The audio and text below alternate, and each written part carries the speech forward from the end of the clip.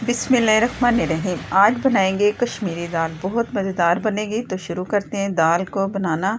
ये मैंने 1 पाव साबुत मूंग ली है। इसे मैंने 3 से 4 घंटे भिगोना है आपने। मैंने 3 घंटे तकरीबन भिगो दिया। और इसमें पानी हम डालेंगे इतना कि जितना दाल गल जाए और कुछ पानी इसमें बच जाए। तो मैं इसी हिसाब से पानी इसमें डाल रही हूँ। 1 गिलास पहले डाला है, 1 गिलास और इसमें शामिल करूँगी तो टोटल 2 गिलास पानी इसमें जाएगा। अगर आप दाल में ज़्यादा पानी रखना चाहें कि बाद में दाल का पानी हमें चाहिए, तो आप 3 गिलास रख लें, या बाद में आप एडजस्ट कर सकते हैं कि कितना आपने बाद में पानी डालना है। वो मैं आपको आखिर में बताऊंगी कि दाल को कैसे रखना है। इसे बॉयल होने के लिए सिर्फ मैंने 1 टीस्पून नमक डालना है, जो कि टोटल एक पूरी रेसिपी में नमक जाएगा, तो वो मैं इसी में ही शामिल कर रही हूँ। 1 टीस्पून नमक या हस्बे ज़रूरत जितना आपको नमक रिक्वायर्ड है। दम वाली आग पे इसे पकने के लिए छोड़ दूँगी। बिस्मिल्लाहिर्रहमानिर्रहीम। 1 फुल साइज़ का बड़ा टमाटर मैंने ले लिया है। अगर छोटे हैं तो 2 ले लें आप, और ये बड़ा था तो मैंने 1 ही ले लिया। इसे बॉयल करना है। इतना पानी डाला है जिसमें ये अच्छा सा गल जाएगा। जैसे ये गल जाएगा तो मैं इसे पीस कर आपको दिखाऊंगी। फ़िलहाल गलने के लिए छोड़ देते हैं। बिस्मिल्लाहिर्रहमानिर्रहीम। दाल गल चुकी है। तकरीबन 20 मिनट में दाल गली है।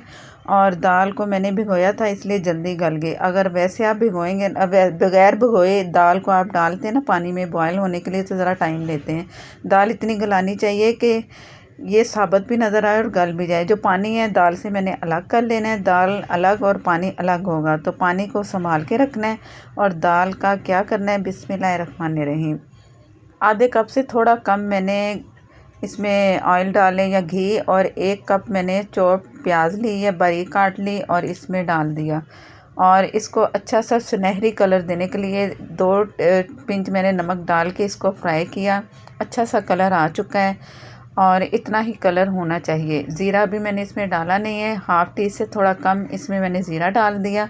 ज़ीरे को थोड़ा सा गर्म होने दें, ज़रा फ्लेवर इसका निकले, जायका अच्छा आएगा ज़ीरे से।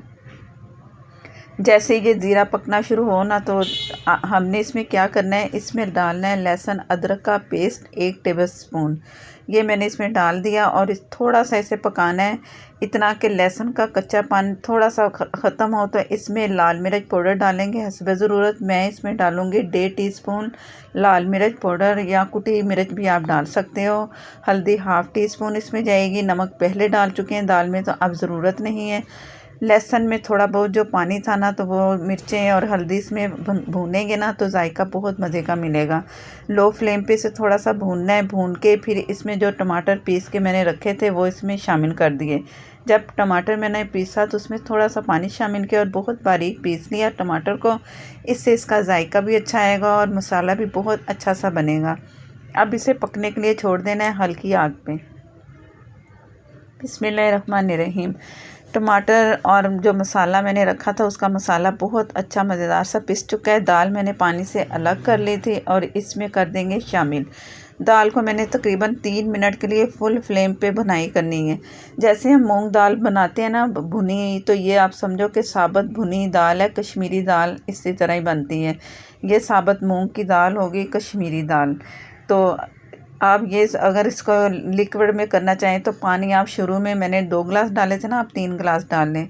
मुझे आधा गिलास बाद में चाहिए था तो मैंने आधा गिलास ही पानी छोड़ दिया था। 3 मिनट भुनाई करनी है, अच्छी सी खुशबू आएगी। तब इसमें क्या करना है वो मैं आपको बताती हूँ। बिस्मिल्लाहिर्रहमानिर्रहीम। जो बचा हुआ पानी था वो मैंने इसमें शामिल कर दिया। फुल फ्लेम करके चम्मच चला के इसे कुछ सेकंड के लिए छोड़ना है, ताकि जो ऑयल हमने इसमें इस्तेमाल किया ना वो ऊपर नज़र आना शुरू हो जाए। और इसके बाद दम वाली आग पे इसे 5 से 6 मिनट छोड़ देना है। दाल भी गली हुई है, मसाला भी भुन चुका है, तो बहुत अच्छा सा पक जाएगा। बिस्मिल्लाहिर्रहमानिर्रहीम। दाल पक चुकी है। तकरीबन 6 मिनट मैंने इसे रखा था दम वाली आग पे। अब आपके सामने है। और इसमें मैंने गरम मसाला डाला है, इसमें 1 टीस्पून। बाकी कुछ और मसाले जाएंगे, तो मैं इसे ढक के छोड़ रही हूँ। इसके बाद दिखाती हूँ कि इसमें आगे मसाले कौन से जाने हैं। ये दाल तैयार हो चुकी है और आप इसका टेक्सचर देख लो कि इस तरह का भुनी दाल का होना चाहिए। अगर लिक्विड चाहिए तो फिर आप जैसे मैंने आपको बताया पानी ज़्यादा कर लें, लेकिन इसमें भी बहुत मज़ा आता है ये भुनी दाल का। आप ज़रूर ट्राई करना। साथ में इसमें कुछ चीज़ें मैं गार्निश के तौर पे डाल रही हूँ। इस तरह करके आपने भी करना है। अंडा इसके साथ बॉईल करके आप रखें तो खाएं तो बहुत मज़ा आएगा। चपाती के साथ खाएं या रोटी के साथ, बहुत ही मज़ा आने वाला है। चैनल पर नए हैं तो प्लीज़ मुझे सपोर्ट करने के लिए चैनल को सब्सक्राइब कर लें। साथ में जो बेल ज़रूर प्रेस किया करें, इसी से ही मेरी हर नई आने वाली वीडियो आप तक पहुंचेगी। फेसबुक पर हैं तो लाइक कर दें, शेयर कर दें। नेक्स्ट वीडियो तक के लिए इजाज़त दें। अल्लाह हाफिज़।